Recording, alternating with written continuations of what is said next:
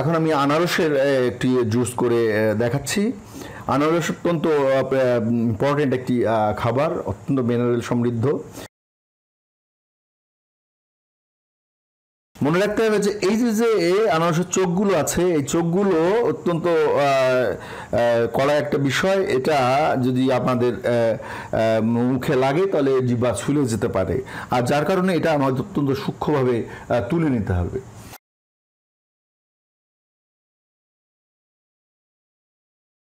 জল ডুবিয়ে আনারস এক সময় পাওয়া যায়, সবসময় জুসের জন্য জল ডুবিয়ে আনারসই ভালো। বিভিন্ন প্রকারের সিস্টেম অনুযায়ী আনারসের জুস করা যায়, তবে আমি খুব সহজেই যে জুসটি করতে হয় সেটা আমি করে দেখাবো, কারণ বাসায় সকলেই যাতে সহজে করতে পারে সেটা আমি ব্যবস্থা করছি, সেই রকমই করার চেষ্টা করছি।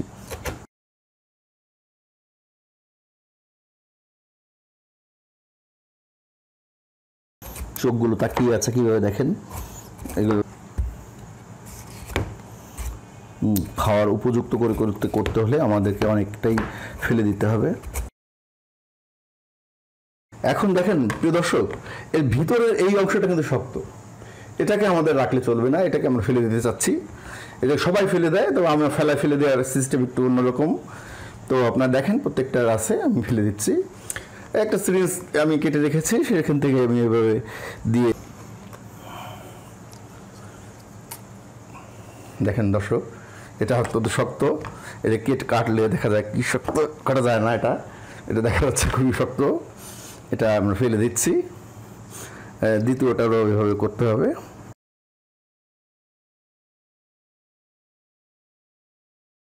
তো এখন আমাকে ব্লিন্ডারের সহায়তা নিতে হবে। এখন আমি এটাকে ছোট ছোট করে কেটে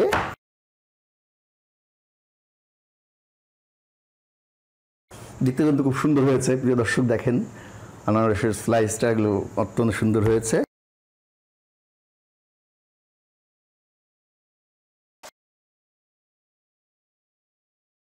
খুবই সহজ একটা রেসিপি, এত সহজ যে আপনি বাসায় বসে নিজেই করতে পারেন, কারণ আপনার স্ত্রী এখন বিভিন্ন কাজে ব্যস্ত থাকবে, সে রান্নাবাড়া করবে, আর যদি সে এটা এখন এটাও তাকে যদি করতে হয় তাহলে তার জন্য অনেক কষ্টকর হবে।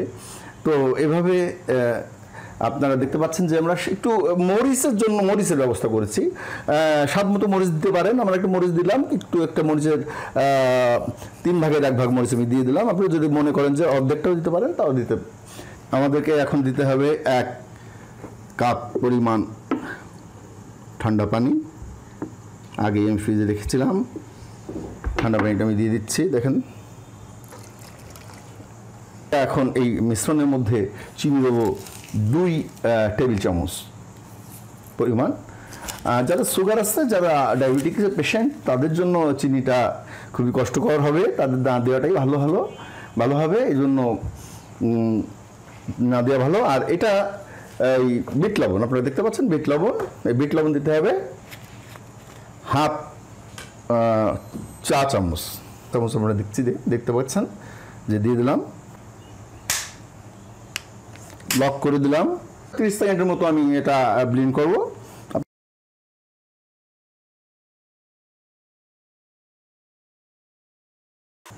হ্যাঁ, খুব সুন্দর ব্লেন্ড হয়েছে, আপনারা দেখতে পাচ্ছেন একটু ফেনা ফেনা হয়েছে, আপনারা দেখেন প্রিয় দর্শক। তো আমরা এখন একটু ছাঁকনির ব্যবস্থা করেছি।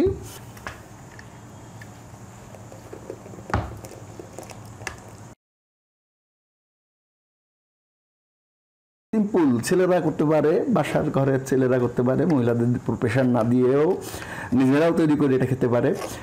আমার 2 ছোট ছেলে আছে, ওরা এই আনারসের জুস খেতে খুব বেশ পছন্দ করে। তো আমি ওদের জন্য এটা করেছি, আমিও একটু খাবো, আমারও ভালো লাগে আনারসের জুস খেতে। কিন্তু আনারস এমনি খাই না, দাঁতে আমার টক লাগে। আমার মাও খেতেন না আনারস, আমার মার দাঁতে খুবই শিরশির করতো বলে উনি আনারস একেবারেই খেতেন না। আমি কখনোই ওনাকে আনারস খেতে দেখিনি, কিন্তু জুস করে এটা খাওয়া যায় অত্যন্ত সুন্দরভাবে। আজ আমার মা নেই, উনি থাকলে ওনাকেও আমি জুস করে এটা খাওয়াতাম। তো উনি অত্যন্ত একজন ভাগ্যবতী মহিলা ছিলেন, আল্লাহ ওনাকে বেস্ত নসিব করুক।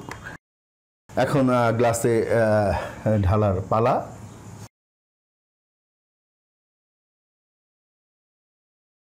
তো হালকা ছোট ছোট করে মরিচের টুকরো আমি কেটে দিচ্ছি, এখানে দেখেন, দেখতে পাচ্ছেন।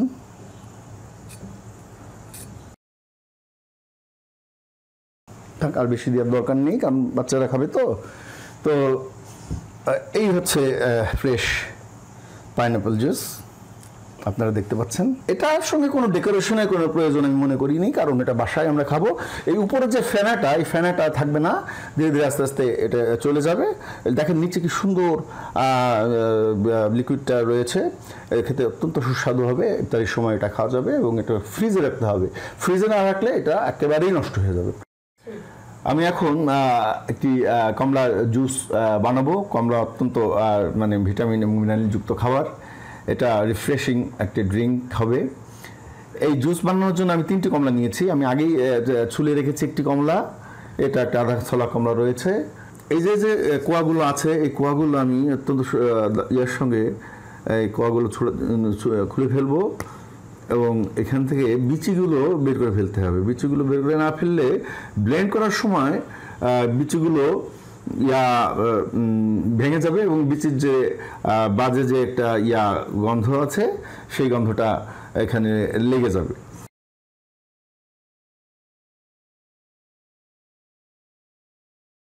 শুধুমাত্র বিচিগুলো সরাচ্ছি এই কারণে যে বিচির ফ্লেভারটা মারাত্মক তিতা হয়, এটা খেতে খুবই মানে বিষাদময় বলে মনে হবে। তো আপনারা দেখতে পাচ্ছেন যে একেবারেই কমলাগুলোকে সুন্দর করে আমি ছুলে ফেলেছি, বিচিগুলো বের করে ফেলছি। তো আমি এখন ব্লেন্ডারের মধ্যে দেব।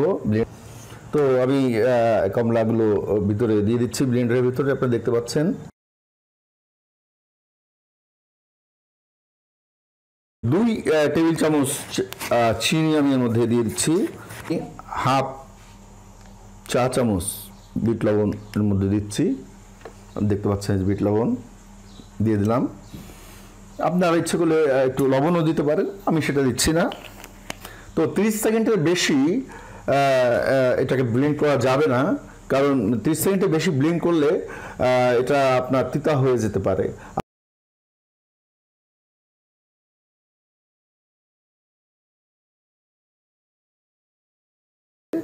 তো এটা আমরা মোটামুটি কমপ্লিট করে ফেলেছি। এখন আমরা পরিবেশনের পালায় চলে আসছি। তো এখানে আমি ঢেলে দিচ্ছি।